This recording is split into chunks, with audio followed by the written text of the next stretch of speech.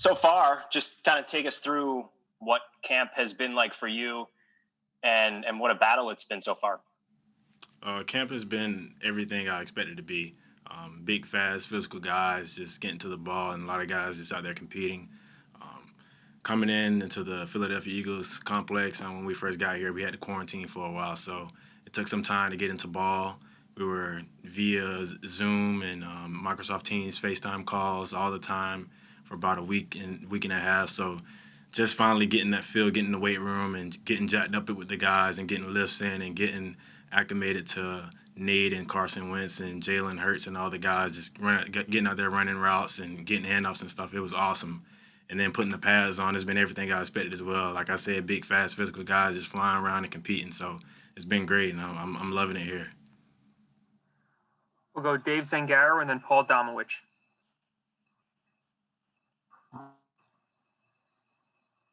Dave? We'll go back to you, Dave. We'll go Paul Domowich and then Martin Frank. Hey, Adrian. Adrian, you've gotten a lot of snaps so far in camp because of Miles being down and some other people missing time, which has obviously been a big help to you. They've also been using you kind of as a semi-wide receiver, lining you up wide, lining you up in the slot. How has the adjustment been to learning that? The adjustments, Hey, it's we've been. seen that you in a bunch of different spots. They've had you in the back. The adjustments have been pretty well. During the off season, during the summer and whatnot, I was just strictly in the running back room, so I got a tight grasp of the running back position, learning all the plays and the protections and whatnot, and the schemes of being a running back here for the Philadelphia Eagles. And then getting into training camp, they wanted to see what I can do out wide at slot receiver and whatnot. So learning running back and slot receiver, it is tough, but the more I'm available to do a lot of things on the field for this organization, the more I'll be able to get on the field and just show what I can do. So it's been really well. I got a lot of people here under my wing, like Greg Ward and all the other receivers, and like D-Jack and Alshon. So they've been helping me a lot here, just getting used to being a receiver, because I didn't play much receiver in college and high school. So just coming here and just watching the vets do what they do day in and day out as a receiver, and just taking those tools and putting them in my belt and using them so I can be that dynamic player for the Philadelphia Eagles. Martin Frank and then Ruben Frank. Hey, Adrian. I was kind of wondering, without any preseason games, do you have to kind of take a different mentality to these practices being an undrafted free agent? Most definitely.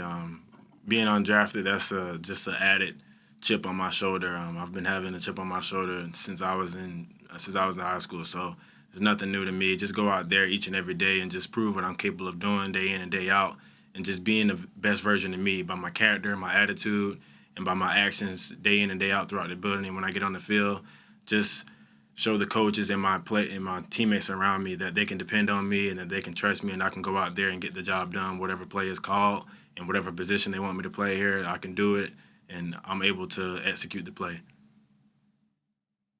Ruben Frank and then John McMullen. What's up, Adrian? You touched on the receiving aspect of your game a second ago. It looks like you caught some balls early in your college career, maybe more than you did later. How do you feel about your ability to catch the ball? Be comfortable with it? Is it something that you feel like you have a long way to go? Did they not throw that much down there in college? Where do you feel like you fit in as a pass catcher? As a pass catcher, I definitely fit in the slot. They're one of those gadget guys, just get me out in space and just get me on mixed matchups with guys on the opposing team. But I'm very confident in my hands, and I'm very confident in my route running. But there's always room for improvement in my hands and in my route running, just the knowledge of the game, because this is the NFL. It's a different level from college and high school. So you got a bunch of different rotations of safeties, blitzes and whatnot. So I'm learning each and every day just how to solely be a slot receiver and just a receiver in general, because like I said, I want to be available to do it all here so I can help this team win games. John McMullen and then Chris Franklin. Hey, Adrian. Curious to know how much you knew about Darren Sproles before you got here, and what a luxury it is to have that kind of player who's kind of undersized like you, but has been able was able to have a great career as a runner, receiver, returner? Man, I've known about Darren Sproles as long as I've been alive. I'm 22 years old. He's got some age on me, of course, but I'm a young buck to him. But just solely throughout the NFL draft process, when Coach Deuce was talking to me and all the other people here at the organization, and then Coach Deuce told me he was going to get me on the phone with Darren Sproles, and when I finally got the chance to talk to him on the phone, it was like a dream come true. Just hearing his voice and just to know that what he sees in me and what I'm capable of doing, it was great to just let him fill me out and just give me some pointers on the game. And like you said, being undersized, you get overlooked a lot, and you gotta play the game different when you're undersized. You can't take too many hits, and you got to be very smart. So having him here throughout training camp has been awesome because he tell me something new each and every day and tell me good job, tell me I can do better on this, I can do better on that. So just having him on the field and just having him around and also in the film room is awesome because he did it for 16 years when people told him he couldn't, and he proved everyone wrong. And he's an awesome guy to be around, and he's even a better person off the field. Chris Franklin, and then we'll go back to Dave Zingaro. Hey, Adrian. Jannard Avery went down earlier during practice with a knee injury. As a player, what goes through your mind when you see a teammate go down with an injury and being carted off? No one wants to get injured, but it's the nature of the game. It's the nature of sports. Injury is going to happen, and I pray Godspeed for Jannard Avery. I actually played against him versus UCF versus Memphis, so we have some great friendship back and forth from the football field. So I pray that his injury is not too serious, and I pray that he gets back quickly. Dave Zangaro and then Bo Wolf. Hey, Adrian, given your size and your speed, I know that you didn't catch a ton of balls in college, but did you kind of envision that no matter where you went in the NFL, that would have to be a part of your game at the next level? Yes, most definitely, because I have something a lot of guys don't have, and I also have something that you can't teach, and that's speed. And everywhere around, no matter if it's Pop Warner, high school, college, and NFL, every team wants an asset of speed on their team because it's mismatches, and if you get that guy in space with some speed, he can take it a distance, he can make a lot of people miss, and just be that gadget tool for the team. So coming to the NFL, I just see myself playing whatever position that best fits for me and whatever position the coaches see best fit for me. So coming here and getting in the receiver room and learning different aspects of receiver has been awesome, and I've been putting notes and tool belts into my game so I can take my game to the next level. Bo Wolf and then Paul Domowich. Hey, Adrian, have you always been like the fastest kid wherever you were? Are there stories of you growing up being the fastest kid? And then also, do you think you are the fastest player on the team? In high school, I had a lot of competition back and forth with a friend of mine, Xavier Atkins, and Charles Nelson. Charles Nelson is a great friend of mine. He played at the University of Oregon and played a little bit of CFL ball. We always went back and forth on the track, but I've always on the football side of things, I've always been the fastest person on my football team, and it's always the guys that want to challenge me and think they're faster than me and whatnot. But I held the crown at UCF for all 4 years, being the fastest player on the team, and here at the Philadelphia Eagles, I believe I'm the fastest player on the team as well. Thank you. We'll take three more here for Adrian. We'll go Damo, Daniel Gallen, and then Chris Franklin. Adrian, you mentioned the chip on your shoulder. I imagine it was pretty big on draft night when you didn't get drafted. I know you were expecting to. How disappointed were you then? And why you had several opportunities, several teams that were interested in you. What made the Eagles a good landing spot for you? Man, draft day, it was a day, draft day. I had a lot of my friends and family over. I was sitting in the room with my mom that day, and my family was in the living room watching it on the other television. I just had my phone next to me, just waiting for it to ring.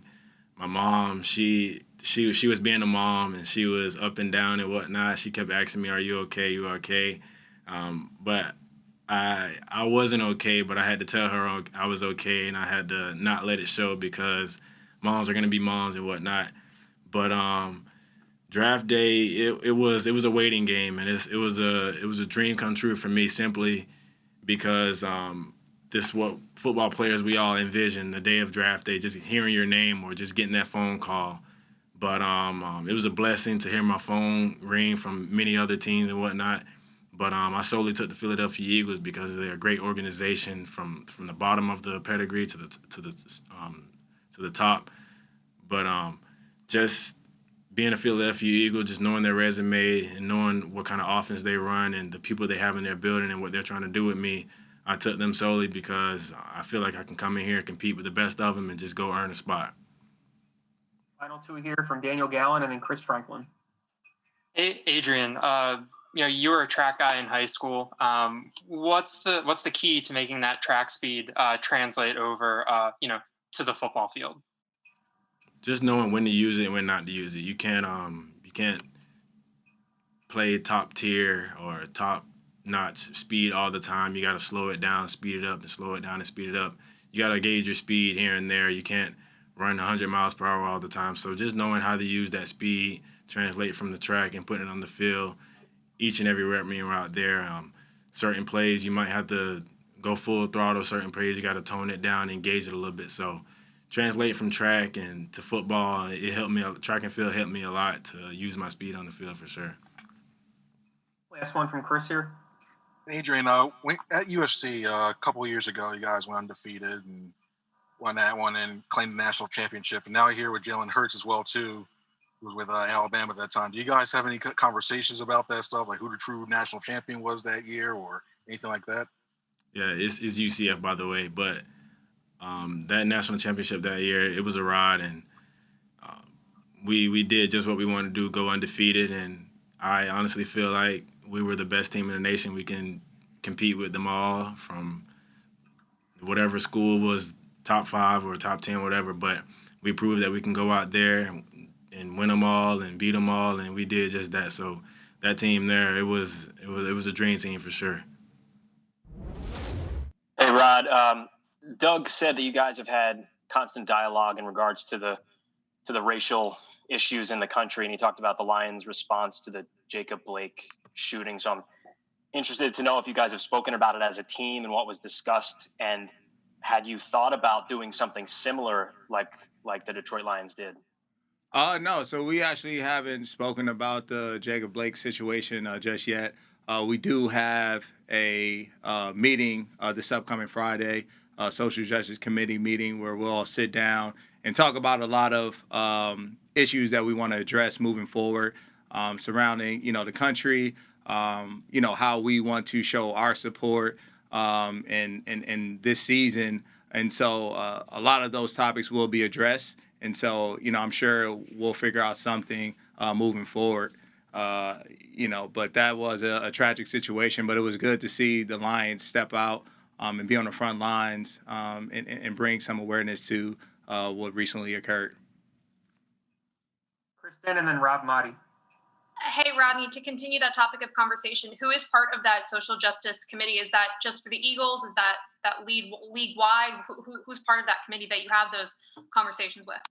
Yeah, so that's specifically dealing with our team. So that's myself, that's Malik Jackson, Carson Wentz, Zach Ertz, Deshaun Jackson, Jake Elliott, Vontae Maddox. Howie is present on those calls, Mr. Lurie, other staff members as well. So it's a great call just for us to be able to have dialogue. I think Connor Baldwin as well is another gentleman who is on the committee, as well as others. So we started, we had our first meeting a couple months ago. It went extremely well.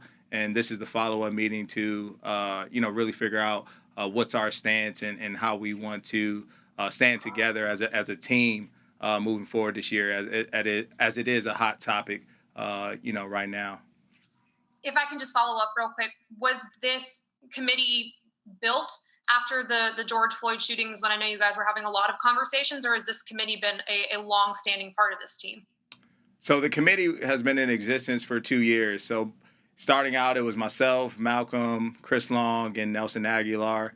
With their departures, it now felt on me to do some more recruiting, and guys were more than willing to step up and, lend their, opinions and share some ideas, because it meant a lot to those guys, based on the recent events that have occurred, stemming from George Floyd or the Breonna Taylor's, recent events. So it's good to be able to have open dialogue with a lot of these guys, all coming from different backgrounds, but we're all putting our heads together to represent, our team the best way that we can and to use our voices in the right way. Rob Motti and then Jeff McLean. Rodney, do you anticipate part of those discussions that you guys will have on Friday to be about whether or not you will take a knee week 1 of the season during the anthem as maybe some show of unity? And how do you feel guys in the league and other players have moved on past what that's about and towards action and what they can do on a daily basis? Yeah, that is a topic of conversation that I did advise that we make a decision on.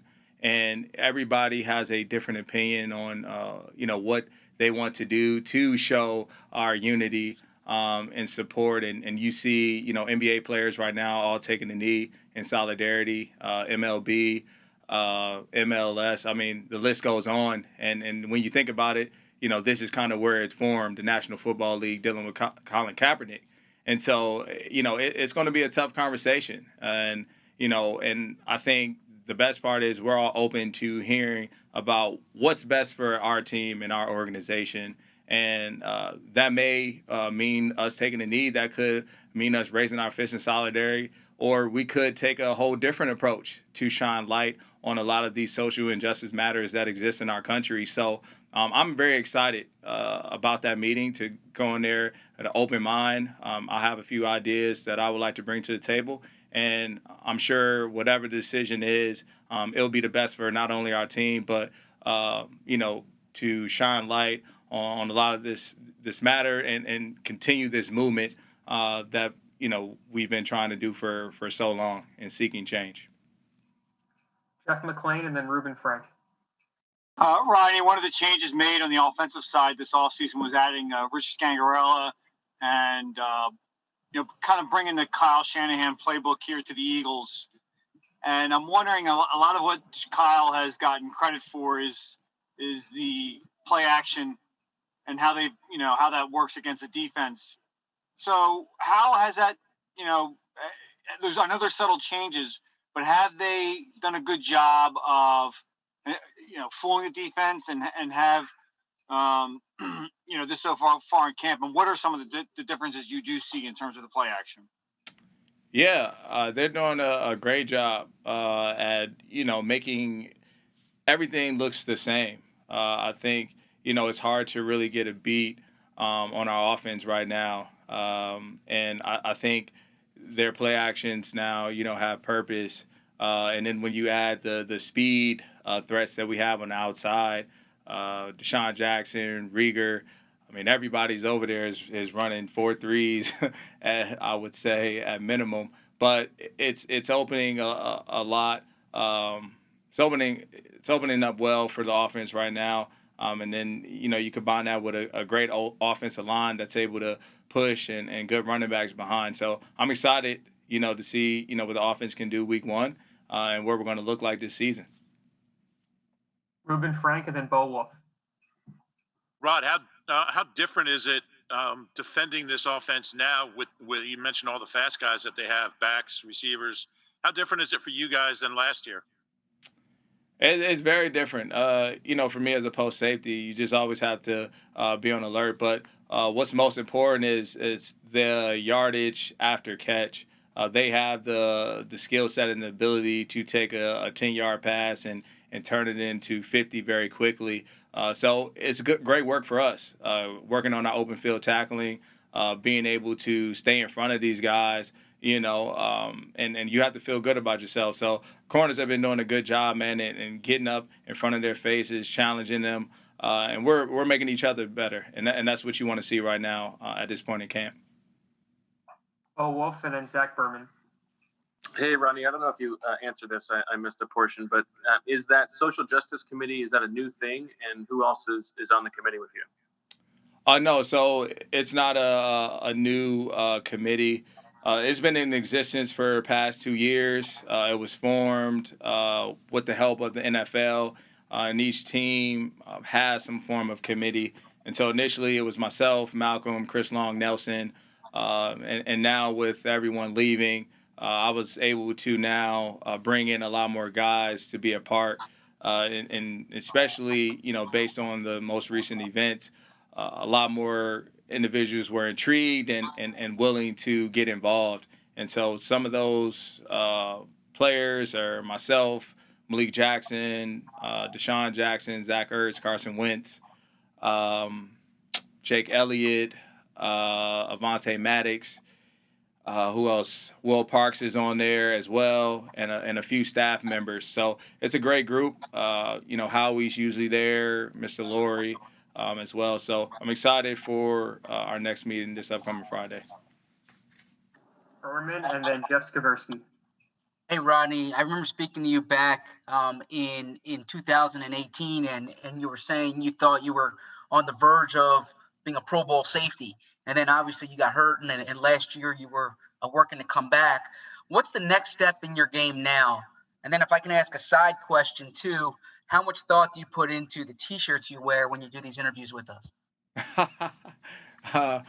Yeah, so, I mean, for myself, man, I did feel as though 2018 was going to be a breakout year for me. I felt good, and unfortunately went down with an injury. And the last year made a great push to get back there, to my old self, I would say. And it was great just being out there to get back battling with my team and being able to make plays. Now with the full off season, to be able to dedicate to just, I guess you would say getting better rather than focusing on an injury. I feel a lot better, feel smoother, and things are looking good. I'm having a good camp thus far. And so, man, I'm really just looking forward to going out there and making plays. That's what it's all about. As a defensive back, you want to be that game changer. And being a safety on this Eagles team and Eagles organization, that's what safeties are known for. So that's my goal, and obviously I want to win, and that's what's most important, man. As long as we come out victorious, that's all that matters. In regards to my T-shirts, yeah, I am very selective, and my shirts that I wear on these interviews, even though you can only see a little bit of it, I think I made it so you can see the whole messaging on this shirt. Two more here for Rod. We'll go Jeff Skaversky and then Les Bowen. Hey, Rodney, hope you're doing well. Wanted to ask you, you've been here as long as Carson Wentz. You've seen him grow, the steps that he has taken from even last year to this year. Can you talk about his evolution and what you're seeing defensively from Carson that is making him even better right now as he's trying to grow himself personally?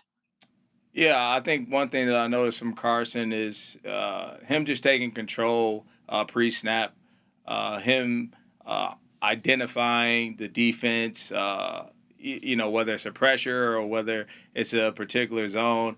I think it was one came down, I think, in coverage maybe practice or two ago, and he literally called it out. I was trying to give my best disguise possible, but he was right there, man. And it's now a chess match. And that's what you like to see, especially from your quarterback and me, roaming the post most of the time. It's really a chess match with Carson, and he's making the right plays. And that's what you want to see from him. And you're seeing, the steps that he's taken, like you talked about, the evolution, and he's going to lead this team, man, and, get us to where we need to go. And that's the championship. Thank you. Hey, Rodney. Since we last talked to you, you've had a lot more time to work against these rookie receivers. What can you mentioned they were all fast, but what else can you tell me about them? How can you differentiate them? And you think they're ready to contribute right away? I think they are ready. What I see from Jalen, immediately is the confidence. He's a very confident guy. Confident not only in his speed, but his ability to make plays out there in the field. And he's showcasing that each and every day. They all have the ability, like I said, run after a catch, to, turn a minimum gain into an explosive play. And that's what you need in your offense. Watkins and Hightower, those are guys that can really stretch the field. Been running toe-to-toe with them. They have a lot of speed, man. And they're getting better each and every day. And they're maturing so that, at any point in time, they are ready for that moment. And right now, the way camp is going, we're competing at a high level. Like I said, we're getting better collectively as a unit. And I'm looking forward to seeing each of them be able to perform at a high level this year. Hey, JJ, you had quite a series down there in the red zone today. How much of a weapon do you think you can be down there for this team this year? I just want to show the team some of the things that I can do in the red zone, in the field, third down, whatever it is they need me to do. I want to show them that I can do it. But, yeah, it's always good to catch touchdowns. Catching the ball, making a first down, that's a totally different feeling than, putting 6 up on the board. We'll go Les Bowen and then Martin Frank. Hey, JJ. What did you do specifically in the offseason? It seems like you're getting in and out of breaks so much better. Was there something that was crucial to you in doing that in the offseason, or are you just healthier, or how do you what do you have to say about that? Definitely being healthier is a big part of it. Just being able to run and, feet feel great. Now I can, put force into the ground that I want to. But in the off season, like I said, last time I was on here, I ran every day for about 2 to 3 hours, putting up, lots of miles, like at least between 2 to 3 miles a day, sprinting, not just total, just sprinting. Eventually that got me able to lose a lot of weight, be in control of my body and be, it ended up making me quicker. Just going out and running every day, it helped a lot and benefited from it. Martin Frank and then Paul Domowitch. Oh, I can't hear you. I see your lips moving, but I can't hear you. Let's go to Paul Domowitch and then we'll go back to Martin Frank. Okay. Hey, JJ. We were talking to Rodney a little bit ago, and he was asked what the biggest difference he's noticed in the wide receivers this year, and he mentioned yards after the catch ability. I was curious, is that something that's been a point of emphasis in the wide receiver room with you guys this summer? Just be a wide receiver, and that's part of the game. You got to get open to play wide receiver. You got to catch the ball to play wide receiver. You got to be able to make yards after the catch. It really ain't much to it other than some of the schemes we've drawn up to be able to catch on the run. Making the most of our opportunities, catching the ball with a little bit more separation. Ain't really much science to yards after the catch other than, speed, power, quickness, and agility, and catching it, obviously. We'll go back to Martin and then Bo Wolf. Hey, sorry about that. I forgot to unmute. Hey, I was wondering if you could kind of describe, you had the one touchdown in the back of the end zone where you're kind of diving and juggling the ball and everything, and just kind of what was going on in that play and just the level of concentration to be able to make that catch. You're going to have to be more specific. I think I had like 2 or 3 of those today. It was one towards the end, like you were in the back. It was the red zone. The back corner? Yeah. Yeah. So, one of the big emphasis we had was being able to work a scramble drill, having a quarterback that we have that's, he's 6'7", 6'8", however tall he is, but still elusive and, great in and out of the pocket. Those are, golden opportunities for us in the red zone in the field to be able to, hey, we got an end breaker route. All of a sudden the quarterback comes out, talking about the science of getting open. Somebody go deep, somebody go here, somebody go there. So when I saw him, breaking out, I was like, I'm the only person to this side, so I got to just, be friendly to him, At that point, the route's off, just let him know that I'm available, as an outlet if he needs it.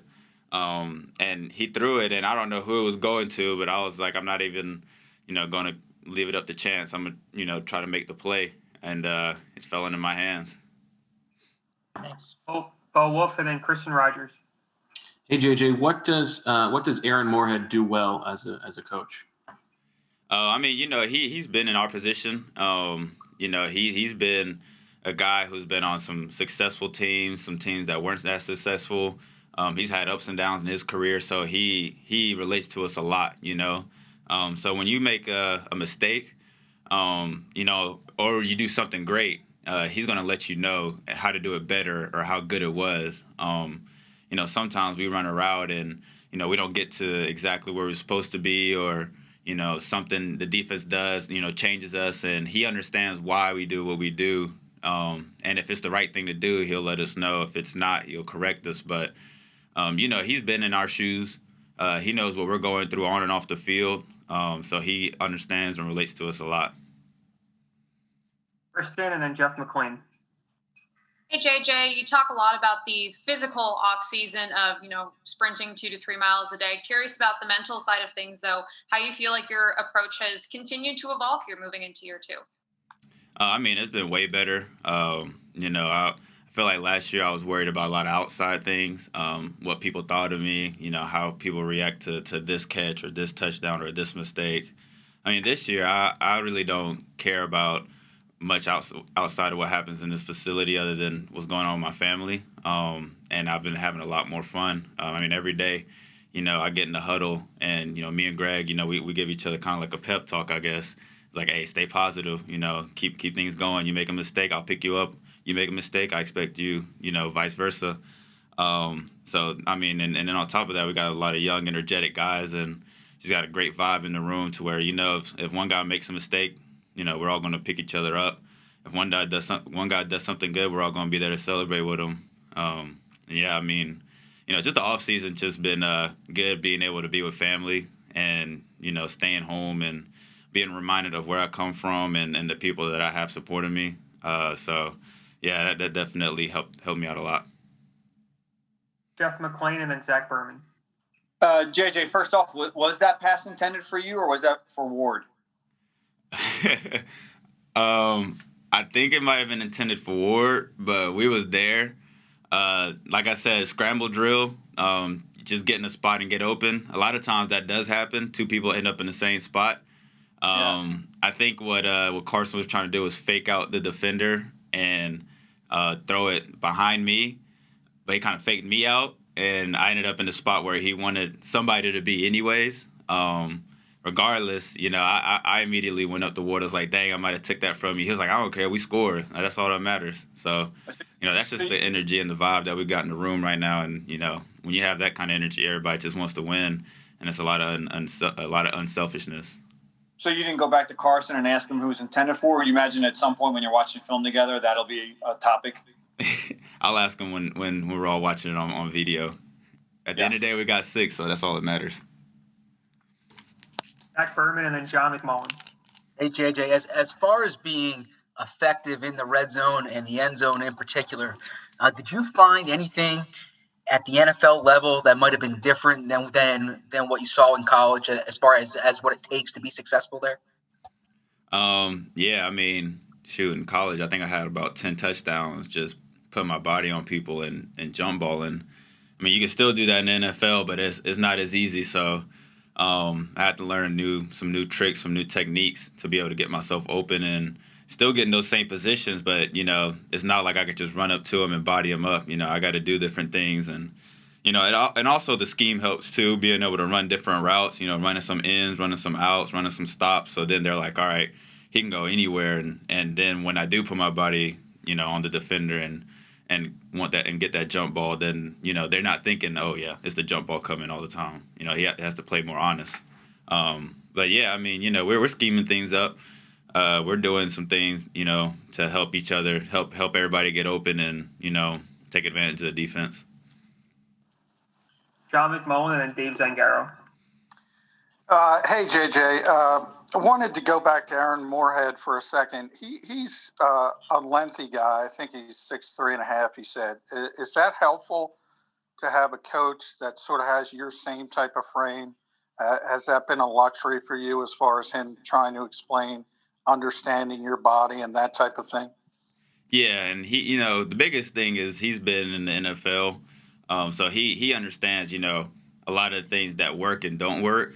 And he's been around, guys that are smaller, bigger, same size, and he's picked up a lot of things from them. So, and we have Jason Devine and Harp down there in the receiver room as well. So we get a lot of different, perspectives. And, when we get in there, and there's no ego. It's everybody gets the input. I ask Alshon sometimes, what would you do here? I ask Amo, what would you do here? I ask Jason, what would you do here? And then everybody kind of chimes in. We talk through things so everybody can understand. All right, this is why he did what he did, and this is why it's better. It's not, oh, you need to do it this way because this way works for everybody. And I mean, me and Amo had this conversation. He's like, I want you to ask, Avant those questions because, sometimes I could give you an answer. He could have a better answer, or maybe I have the better answer, or we can talk. At least we can talk it out and come up with the best solution instead of, bringing in an ego and having to do it one way. Steve Zangaro and then Ed Kratz. Hey, JJ, I wanted to follow up on something you said earlier about kind of caring less about, I guess, outside opinions, and I guess you can call it noise. Was there a specific moment where that kind of clicked for you, or was that just an accumulation over your rookie year? I mean, I think as a rookie, it's hard to not look into those things. I mean, you want to know what people are saying and talking about, and how you compare and how you defer, and you just get it's a whole new lifestyle, and you're trying to catch up to it. But I mean, in the off season, when I realized, at the end of the day, we're all human. We're all going through the same things in our lives. We're all doing, work. We're all, going to work, working hard, grinding, just like you guys are.